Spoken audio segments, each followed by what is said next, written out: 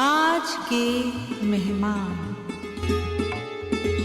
Sir चलते चलते एक लास्ट सवाल, जो आगे की राहें हैं आपकी या आगे का अपना जो शेष जीवन काल है उसको किस दिशा में या किस तरह से देख रहे हैं और या बिताना चाहते हैं? 2019 में जब मैं चुनाव जीता था रघुवर जी के खिलाफ, कई लोगों से कहा था कि अब मेरी कोई रुचि चुनाव लड़ने में नहीं है।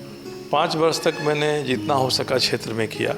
क्षेत्र में काम करते समय बहुत अवरोध आए, अभी भी मेरी कई योजनाएं लोग लागू नहीं होने दे रहे हैं। फिर मुझे लगा कि यहाँ की जनता का मुझ पर बहुत बड़ा ऋण है और अभी मैं इनके ऋण को पूरी तरह चुका नहीं पाया हूँ। तो इस बार का चुनाव लड़ने का फिर मन बना। मैंने कहा कि मैं इसी शहर से चुनाव लूँगा। मैं निर्दलीय हूँ। अब निर्दलीय को लोग बहुत गंभीरता से नहीं लेते हैं। 2 गठबंधन है, एनडीए का, इंडिया का। तो मैं तो ऐसे निर्दलीय के रूप में हम लोगों की एक पार्टी बनी है, भारतीय जनतंत्र मोर्चा, उसके बैनर से लड़ेंगे।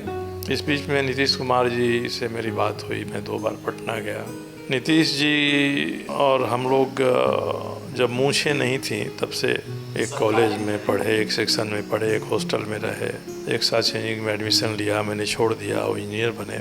हम लोग शुरू से विचारों में अंतर था। मैं विद्यार्थी परिषद का काम करता था, नीतीश जी समाजवादी जनसभा का काम करते थे। बहस मुबाहिसा होता था, संगठन में टकराव होता था, मगर हम लोग के व्यक्तिगत संबंध उस समय भी मधुर थे और वैसा ही निभते हुए आ जा रहा है। 2009 में मैं चुनाव हार गया था, तो नीतीश जी ने मुझे बुलाया और कहा कि आप मेरे साथ आ जाइए, मैं मुख्यमंत्री हूँ, राज्यसभा आपको भेज देता हूँ या एमएलसी बना के आपको मंत्री बना देता हूँ, यहाँ काम करिए। ठीक नहीं लगता है कि आप चुनाव हार गए? मैंने उनसे कहा कि नहीं, ठीक है, मित्र के नाते आप कह रहे हैं, ठीक है, मगर मुझे लगता है कि एक बार मैं चुनाव जीत कर फिर से आऊँ तभी आगे की बात होगी। फिर मैं 2014 में चुनाव जीता।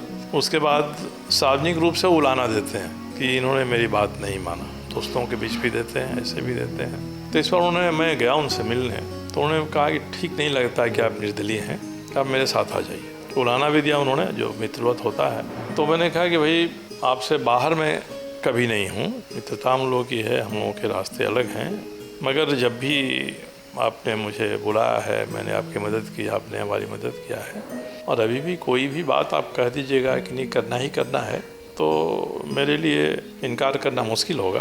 आप कह रहे हैं हमारे साथ आ जाइए, आप तय कर लीजिए, जिस दिन तय कर लीजिएगा मैं आपके साथ आ जाऊंगा। मैं दोबारा मिलने गया तो हुआ कि हम लोग साथ मिलकर चुनाव लड़ेंगे।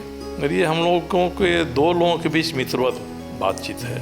उनका जनता दल यूथ संगठन है, उसके अध्यक्ष हैं, पूर्व अध्यक्ष हैं, लोग हैं, यहाँ भी संगठन है।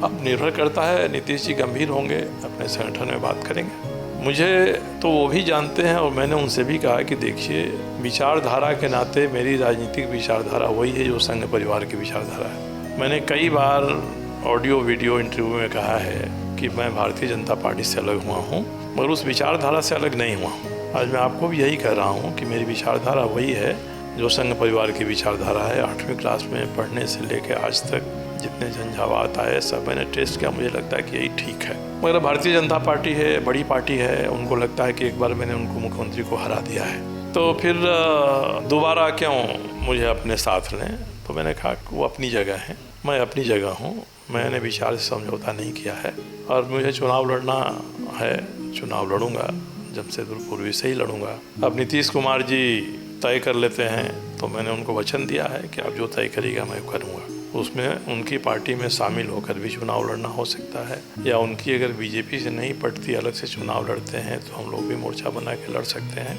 ये कुल चीज़ें उनके ऊपर हैं।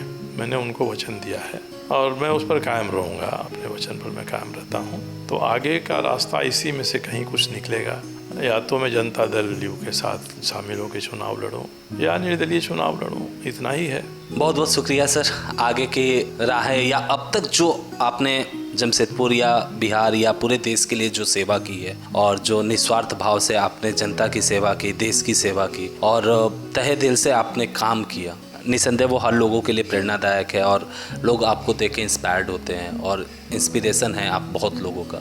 आगे भी सर इसी तरह काम करते रहिए और लोगों का, समाज का, जनता का भला करते रहिए। इसके लिए तहे दिल से शुक्रिया। धन्यवाद, नमस्कार आपको भी, आपके श्रोताओं को भी।